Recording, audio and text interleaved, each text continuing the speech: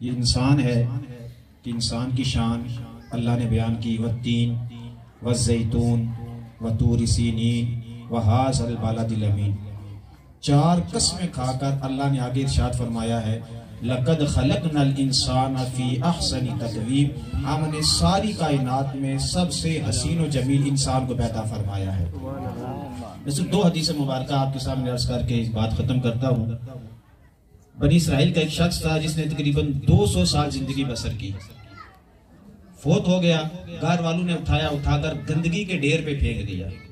محلے والوں نے بھی، خاندان والوں نے اٹھا کر گندگی کے ڈھیر پر پھینک دیا۔ یعذب من یشاء ویغفر لمن یشاء، اللہ جسے چاہے عذاب دے، اللہ جسے چاہے بخش دے۔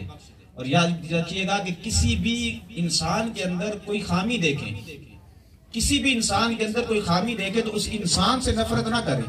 اس گناہ سے، اس عیب سے انسان کو نفرت ہونی چاہیے۔ انسان کیا ہے؟ لقد خلقنا الانسان فی احسن تقویم، 200 سال زندگی بسر کی، پھینک دیا۔ موسیٰ علیہ السلام کو وحی ہوئی ان اخرج فصلی علیہ، موسیٰ فلاں مقام پہ چلا جا، میرا محبوب بندہ پڑا ہے۔ اٹھانے لگے موسیٰ علیہ السلام، محلے والے آگے موسیٰ علیہ السلام کو کہنے لگے آپ اللہ کے نبی ہیں، جلیل القدر نبی ہیں، یہ گناہگار ہے، سیاکار ہے، بدکار ہے، نہ گھر والوں کے ساتھ صحیح رہا، نہ محلے والوں کے ساتھ صحیح رہا ہے، یہ ساری زندگی نامہ اعمال اس کے سیاہ رہے ہیں، آپ اسے جو ہے اٹھائیں گے۔ اب اللہ کی بارگاہ میں موسیٰ علیہ السلام عرض کرنے لگے یا اللہ ایسے بندے کے پاس بھیج دیا جو گناہگار ہے، سیاکار ہے، حکم ہوا ہاکذا، موسیٰ ایسے ہی ہے جیسے یہ لوگ کہہ رہے ہیں۔ یا اللہ پھر کیا معاملہ ہوا؟ الا انہ کلما نشر التوراۃ ونظر علی اسم محمد قبلہ ودعاہ علی عینیہ، کہا کہ ایک عمل کیا کرتا تھا، جب تورات کو کھولتا تھا سامنے محمد کا نام آتا تھا، محمد کا نام چومتا تھا، محمد پر بھی درود بھیجتا تھا، محمد کی آل پہ بھی درود بھیجتا تھا، محمد پر بھی درود بھیجتا تھا، محمد کی آل پر بھی درود بھیجتا تھا۔ یہ دعا اور یہ عمل اس کا مجھے اتنا پسند آیا ہے، میں رب ذوالجلال نے محمد اور آل محمد کے طفیل اس کی بخشش اور مغفرت فرما دی ہے، فرمایا کہ اس کی بخشش فرما دی ہے۔ مجھے حاجی صاحب نے کہا ہے کہ آپ نے علی بیت پہ بات کرنی ہے، میں صرف ایک حدیث مبارکہ حضور کے نام کے حوالے سے عرض کر کے، باقی علماء بھی ہیں، ثنا خان بھی ہیں، تاکہ ان کی حاضری بھی جو ہے وہ مقصود ہو جائے۔ قیامت کا دن ہوگا، منادی ندا کرنے والا ندا کرے گا، ہم حضور کے امتی ہیں، حضور صلی اللہ علیہ وسلم کا کلمہ پڑھنے والے ہیں، حضور کے امتیوں ذرا سننا مصطفیٰ کی شان کیا ہے۔ اذا کان یوم القیامت نادى مناد یا محمد قم فادخل الجنت بغیر حساب، حکم ہوگا مصطفیٰ کو کہ اے محمد کھڑے ہو جائیں، بغیر حساب کے جنت میں داخل ہو جائیں۔ معاملہ بڑا عجیب ہوگا وہاں پہ، حکم مصطفیٰ کو ہو رہا ہوگا، فیقوم کل من اسمہ محمد،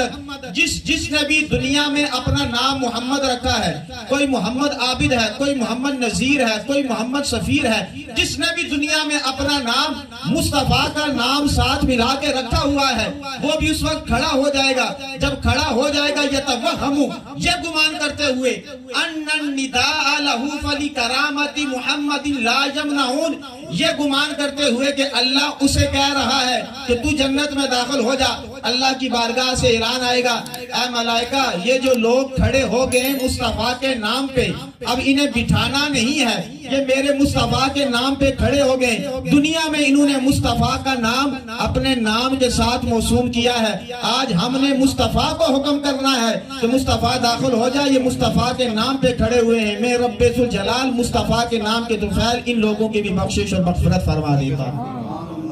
مصطفیٰ کی آل کی عظمت، مصطفیٰ کی آل کی رفت، مقام اور مرتبہ، نبی کریم رؤوف رحیم صلی اللہ علیہ وسلم، مولا علی مشکل کشا کرم اللہ وجہ الکریم سے آپ نے ارشاد فرمایا جنت میں سب سے پہلے میں داخل ہوں گا، سب سے پہلے میں داخل ہوں گا، میرے ساتھ پاک بی بی فاطمہ ہوگی، میرے ساتھ حسن ہوگا، میرے ساتھ حسین ہوگا۔ مولا علی نے اتنی بڑی بات عرض کر کے عرض کی یا رسول اللہ صلی اللہ علیہ وسلم، وہ لوگ جو دنیا میں ہم سے محبت کرتے ہیں ان کا کیا ہوگا؟ حضور اور حضور کی یار، یہ 5 تن پاک، یہ آگے آگے لشکر ہوگا، پیچھے کون خوش نصیب ہوں گے؟ یہ آگے آگے 5 تن پاک ہوں گے۔ فرمایا فَمُحِبُّونَا مِن وَرَائِكُمْ، اے علی جو دنیا میں مجھ سے اور میری آل سے محبت کرے گا، آگے آگے میں اور میری آل جنت میں ہوگی، میں آل کے پیچھے پیچھے میرے وفادار بھی میرے ساتھ جنت میں اللہ انہیں اعلیٰ مقام عطا فرما دے۔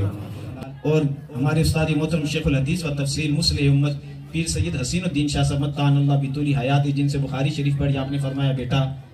خدا کا شکر ہے سادات کے اوپر اتنا کہ 2 رکعتیں پڑھتے ہیں، 2 رکعتیں۔ دنیا میں جہاں کہیں بھی کوئی انسان 2 رکعت پڑھتا ہے، نفل پڑھتا ہے، فرض پڑھتا ہے، سنت پڑھتا ہے، فرمایا جب تک 2 بار نبی اور نبی کی آل کے اوپر درود نہیں پڑھتا تب تک اس کی نماز بھی اللہ قبول نہیں فرماتا۔ دعا ہے کہ رب ذوالجلال ہم سب کو نبی کی آل کے ساتھ اقرار باللسان تصدیق بالقلب کے ساتھ محبت کرنے کی توفیق عطا فرمائے کہ محمد سے وفاتوں نے تو ہم تیرے ہیں، یہ جہاں چیز ہے کیا لوح و قلم۔